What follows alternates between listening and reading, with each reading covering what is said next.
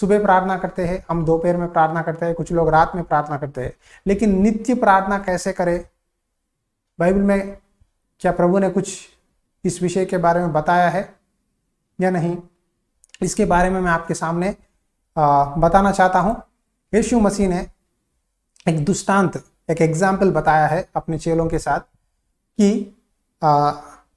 एक अधर्म न्यायी और एक विधवा, इन दोनों के बारे में एक दृष्टांत परमेश्वर ने बताया है। आइए उस वचन को मैं आपके सामने पढ़ता हूं, आप उसे ध्यान से सुनिए, इसे हम अध्ययन करेंगे। लूका रचित सुसमाचार अध्याय 18 वचन 1 से लेकर मैं पढ़ता हूं, आप सुनिए।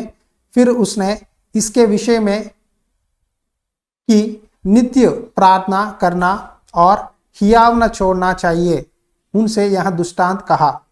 किसी नगर में एक न्यायी रहता था जो न परमेश्वर से डरता था और न किसी मनुष्य की परवाह करता था।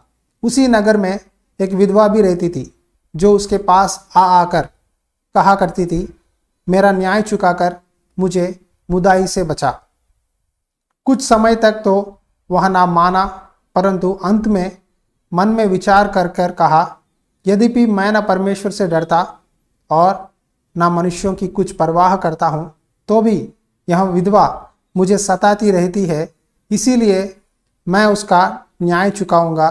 कहीं ऐसा ना हो कि घड़ी घड़ी आकर अंत को मेरी नाक में दम करे।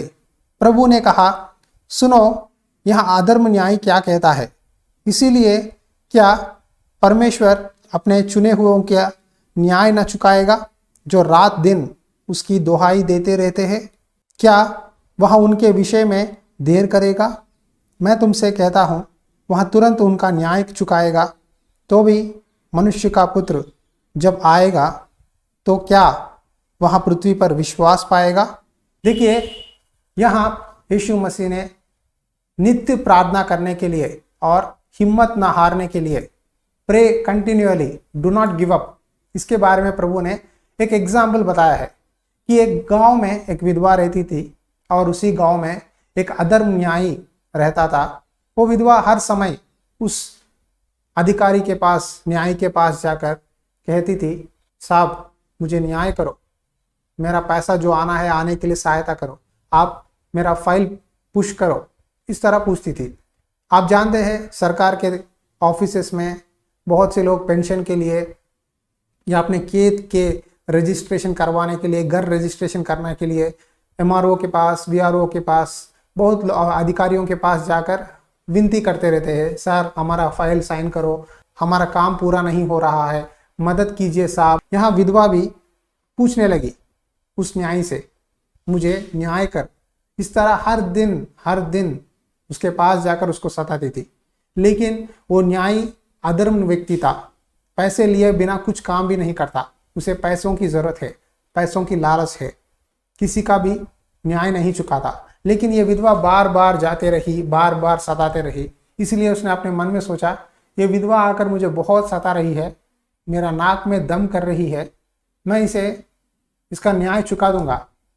मैं तो अन्याय करता हूँ, मैं तो सही नहीं हूँ, मैं किसी का मदद नहीं करता, मैं परमेश्वर का भी नहीं डरता, लेकिन ये विधवा बार बार आकर मुझे नाक में दम कर रही है, इसीलिए मैं इसका फाइल साइन रख दूंगा। आगे से लेकर ये मेरे सामने ना आए, आगे से लेकर उसको मैं नहीं देखना चाहता, इसीलिए मैं इसको किसी भी तरह से न्याय करके वापस भेज दूंगा, दोबारा इसको मैं नहीं देखना चाहता। इस तरह अपने मन में उसने सोचा और उस विधवा का न्याय किया।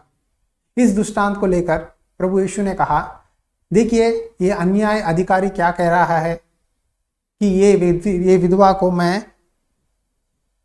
न्याय करूंगा, ये बार बार आकर मुझे सता रही है, इसीलिए मैं इसका न्याय चुका दूंगा।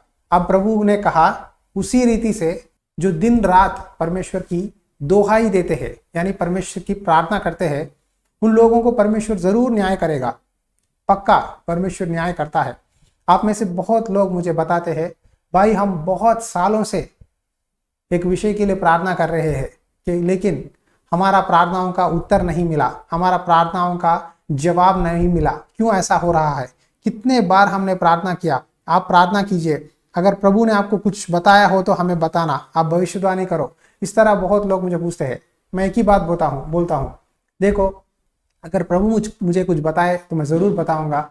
अगर प्रभु ने मुझे कुछ भी नहीं बताया है तो आप प्रार्थना करो। प्रभु सिर्फ मेरे साथ ही नहीं, आपसे भी प्रार्थना करता है, आपसे भी बात करता है।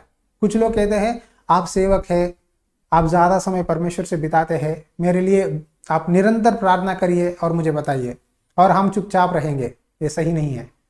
परमेश्वर ने नित्य प्रार्थना करने के लिए सबको कहा, सिर्फ पास्टर्स को नहीं, या इवेंजलिस्ट को नहीं, या प्रॉफिट्स को नहीं, सब लोगों को परमेश्वर ने कहा कि नित्य प्रार्थना करो और हिम्मत मत हारो।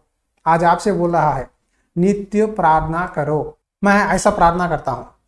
कुछ समय मुझे सेवकाई में समय नहीं मिलता प्रार्थना करने के लिए, तब मैं काम करते हो या बाहर जाने के समय मैं मन में परमेश्वर से बात करता हूँ, परमेश्वर क्या करूँ आज तू क्या कहता है, मेरे बारे में तेरी इच्छा क्या है, क्या ये काम पूरा होगा, तो आने जाने में मुझे मदद कर। इस तरह मन में बात करते, बाहर या ट्रैफिक में हो, कहीं भी हो, बात करता रहता हूँ मन में। यही है नित्य प्रार्थना करना।